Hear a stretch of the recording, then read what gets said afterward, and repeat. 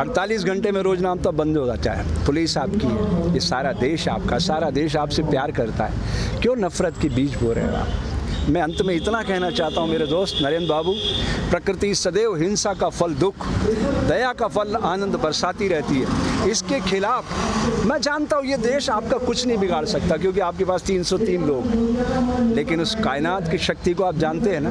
आपको तो अच्छे से पता है अटल जी की मौत कैसे हुई, बोल दूँ मीडिया पर? लाल टपकती रही, अंत में 2 दिनों तक आपने एम्स में छुपाए रखा उनकी मौत को, मालूम है ना? ऐसी मौत मरना चाहते हो क्या आप?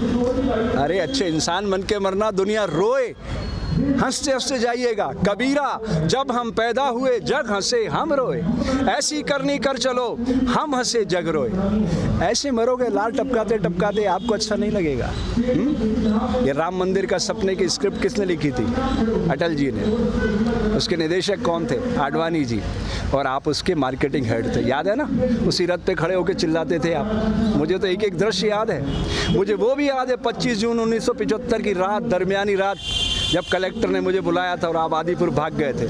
मुझे एक एक दृश्य याद है नरेंद्र बाबू, मैं भूला नहीं हूँ। इसलिए आपको याद दिलाना चाहता हूँ दोस्त, ये समय फिर नहीं आएगा। जिन्हें शक हो वो करे और खुदाओं की तलाश, हम तो इंसान को दुनिया का खुदा कहते हैं। मिटा दे अपनी हस्ती को अगर कुछ मर्तबा चाहे, कि दाना खाक में मिलकर गुले गुलजार होता है। तुम गलत दिशा में जा रहे हो नरेंद्र, कल पछताओगे।